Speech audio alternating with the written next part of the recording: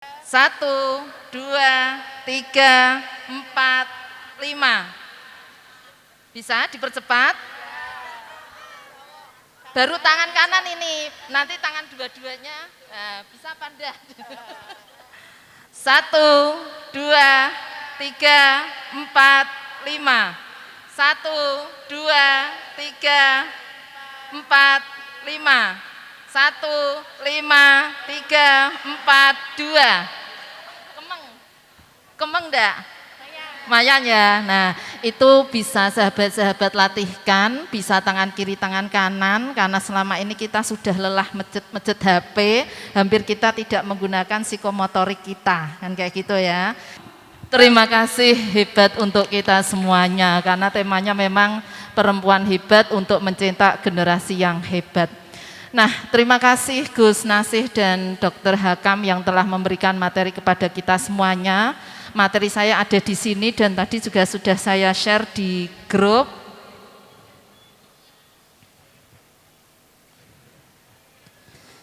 Nah, sebenarnya hanya kita mengingat bahwasanya manusia secara komprehensif itu ada bio, psiko, sosio, spiritual. Tadi yang spiritual sudah disampaikan oleh Gus Nasih, secara bio sudah disampaikan oleh Dr. Hakam, dan saya kebagian pada sisi psikologisnya. Kalau kita membahas tentang anak-anak, apalagi anak usia dini, khususnya adalah 5 tahun ke bawah, balita, itu memang idealnya tidak boleh menggunakan gadget. Gadget itu bisa HP, bisa televisi, bisa laptop. Karena apa? Pergerakan yang sangat cepat di gadget itu menyebabkan anak-anak itu akhirnya gagal fokus. Warna yang berubah cepat, gambar-gambar di TV. Kalau di TV masih lumayan, jaraknya 7 meter kalau kita melihat. Tapi kalau HP sangat dekat sekali, dan perubahan warna itu menyebabkan kerusakan-kerusakan pada otak. Mohon maaf nanti bisa diklarifikasi sama Dr. Hakam karena kaitannya dengan fisik. Saya hanya melihat dari sisi psikologis, anak-anak yang terpapar gadget, apalagi 2 tahun ke bawah, itu memang sama sekali tidak boleh terpapar gadget idealnya. Tapi yang kita jumpai saat ini adalah anak-anak balita, bahkan batita, itu kalau nangis yang dipanggil bukan mamahnya, tapi yang dipanggil adalah HP. Nah, itu kan sebuah pergeseran yang jauh di era 80-an atau sebelum era Z atau era teknologi itu, anak-anak kalau nangis itu yang dicari adalah ibunya, ibu atau bapaknya, terkhusus adalah ibunya. Seperti yang disampaikan Gus Nasih tadi, bahwasanya perempuan itu adalah madrasah pertama bagi anak-anak. Karena apa? Memang secara perkembangan seorang ibu adalah memberikan pelajaran kasih sayang. Kasih sayang yang dicontohkan sejak anak itu di dalam kandungan, istilahnya digendong atau digembol ya, 9 bulan 10 hari secara teorinya, kalau memang bayi itu lahir secara normal. Kalau lahir secara prematur berarti kurang dari 7 bulan dan beratnya kurang dari 2,5. Kalau ada perempuan yang melahirkan lebih dari 2,5, kok bilang prematur, itu yang prematur mungkin perkawinannya. Tapi bayinya lahir normal. Nah gitu, karena prematur itu kurang dari 7 bulan dan beratnya kurang dari 0,5 kilo. Padahal tadi Dokter Hakam putranya malah lahirnya 46, 43 ya Pak Dokter ya. Jadi bukan besar-besaran, tapi intinya adalah bayi normal itu lahir di usia kandungan 9 bulan 10 hari, secara teorinya seperti itu, dan beratnya adalah lebih dari 2,5, maka dipersiapkan untuk kehamilan. Nah, kenapa pada anak-anak usia balita itu tidak boleh punya figur lekat terhadap gadget? Karena figur lekat atau attachment pada anak-anak khususnya adalah balita itu adalah kedua orang tuanya. Yang penting mambu parfum ibunya, itu anak itu akan diam. Mambu, ya saya mau bilang gitu kok nggak tegel Bu nih, kalau ada yang sedang dahar nih kalau. Yang penting adalah punya figur lekatnya itu adalah ibunya. Sehingga mau seperti apa anak-anak itu nangis di luar, bertengkar dengan temennya, dibully, seperti tadi yang disampaikan Bu Riz, kenapa anak-anak sekarang itu kurang tahan bully? Karena mereka tidak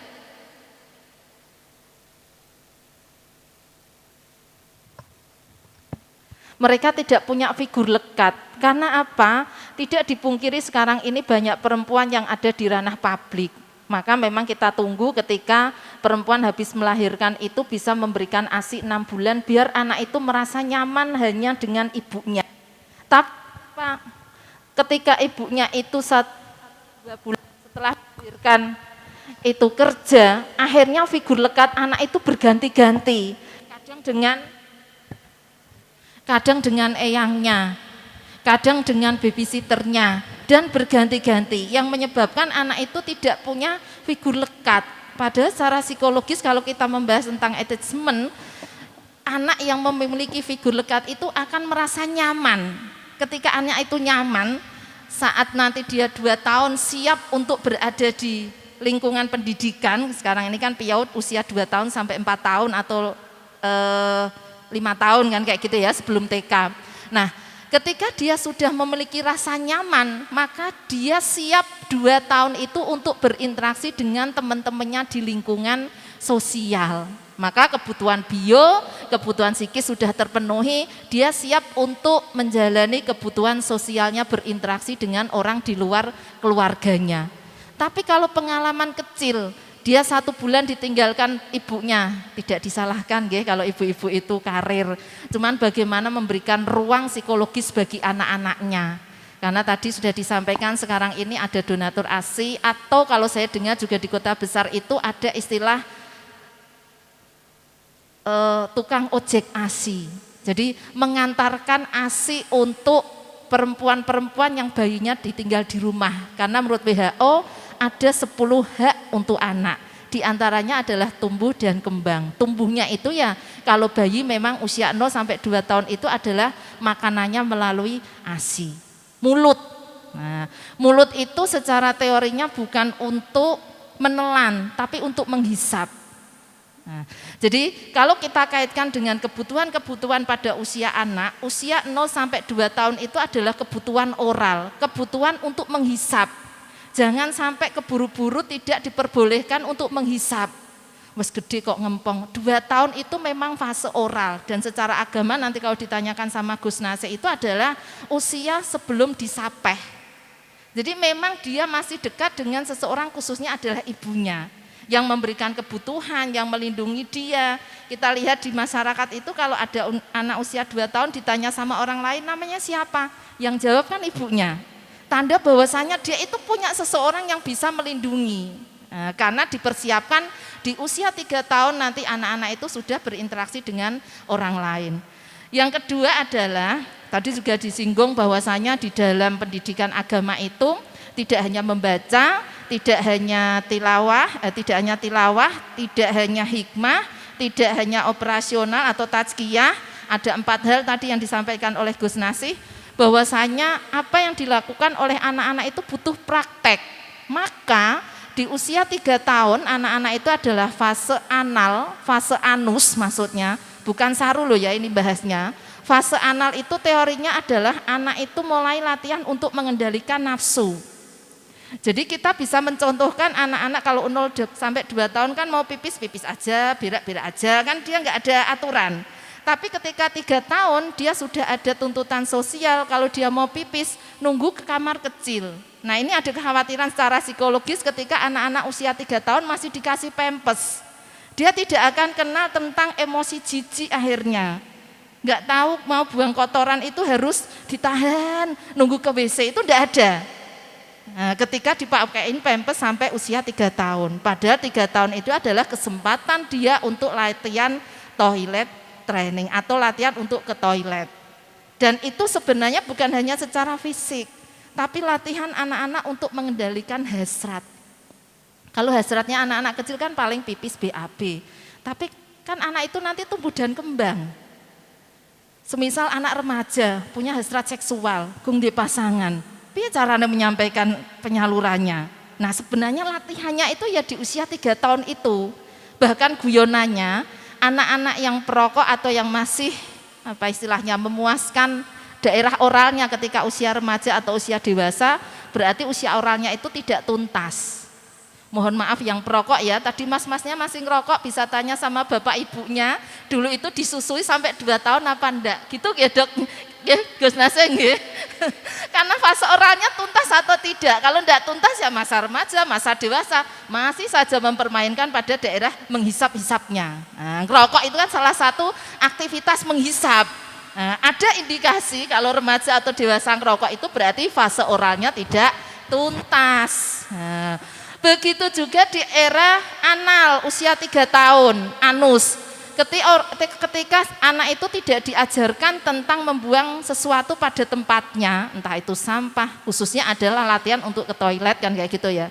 Dikhawatirkan remaja, dikhawatirkan nanti juga dewasa, punya suami, punya istri yang tidak dilatih untuk menahan hasrat.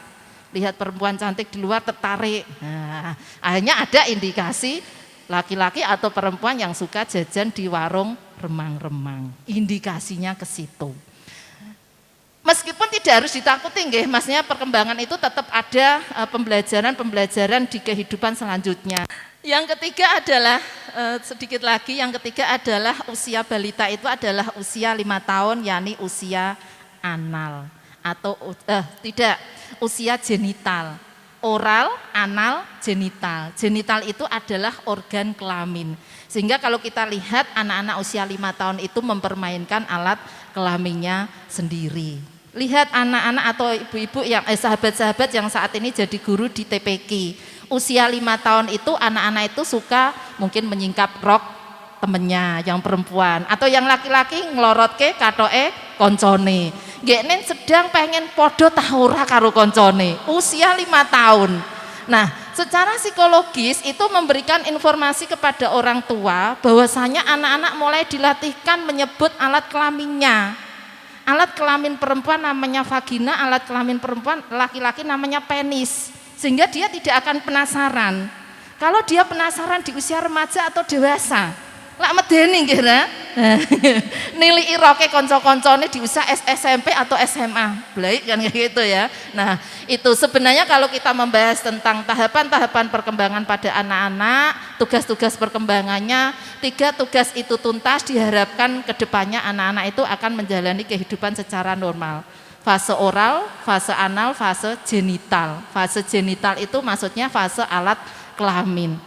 Kan sepertinya organ manusia itu ya cukup ya, oral, anus, terus alat kelamin, sepertinya itu. Nah, membahas tentang era society 5.0. Kalau kita membahas tentang 5.0 itu adalah tidak lagi era teknologi itu 4.0. 5.0 itu adalah era robot. Manusia itu akan tergantikan dengan robot ketika tidak memiliki keterampilan. Maka tuntutan bagi anak-anak yang hidup di era 5.0 itu adalah dia harus memiliki kreativitas. Bahkan kreativitas anak-anak sekarang melebihi orang tuanya. Sing pinter tiktokan itu asalnya anaknya yo, terus ibunya melu-melu seneng tiktokan.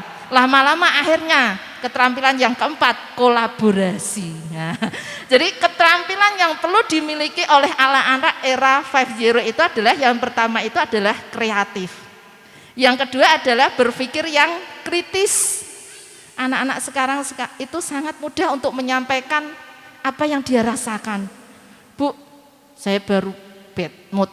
Nah, jadi bisa dia menyuarakan tentang kondisinya.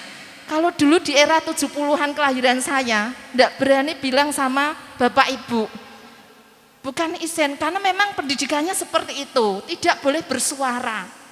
Yang penting adalah kita taat kepada orang tua itu sendiko dawuh. Pokoknya kalau dulu itu bapak sudah bicara itu anak-anaknya akan diam.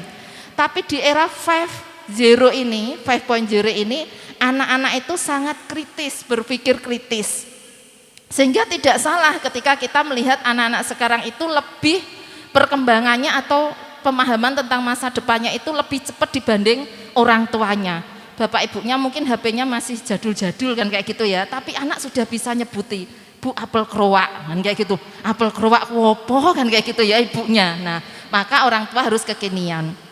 Yang ketiga adalah kalau kita membahas tentang anak-anak di era 5.0, yang pertama tadi apa? Kreatif, yang kedua adalah kritis, yang ketiga adalah komunikatif. Anak-anak itu sangat bisa diajak untuk berkomunikasi. Contoh real saja, ibu sedang sedih itu kan anaknya paham. Ibu nangis sedih ya. Nah, kalau dulu kan tidak di tahun 70-an. Ibu kok nangis? Enggak, ibu enggak nangis kelilipen. Nah, dulu kan kayak gitu ya, padahal itu pembohongan publik. Tapi sekarang anak-anak sangat bisa untuk diajak itu. Terus yang keempat adalah agar anak-anak itu bisa melewati masa atau revolusi di 5.0 ini adalah yang keempat, anak-anak itu siap untuk berkolaborasi, berinteraksi dengan siapapun, dan dia dipersiapkan untuk itu. Nah, kalau kita membahas tentang ketahanan mental atau mental yang strong, kita harus memahami bahwasanya ada beberapa ciri, bisa di materinya nanti bisa minta sama sahabat yang di pengurus, sudah saya share, atau kalau tidak itu biasanya digerakkan, tapi karena nggak ada yang gerakkan tidak apa-apa, biar itu saja yang muncul. Nah, ada beberapa ciri-ciri yang perlu kita pahami anak-anak di era Z ini atau anak-anak di generasi milenial ini.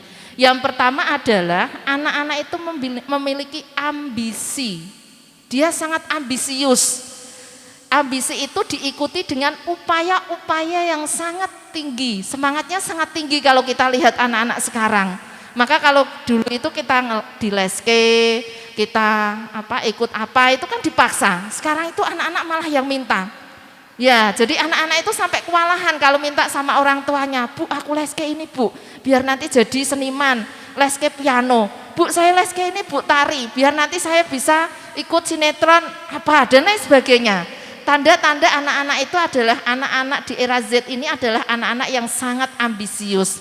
Tapi kita harus mengingat bahwasanya anak-anak itu harus seimbang antara kebutuhan psikologi, sosial, dan jangan lupa adalah spiritualnya.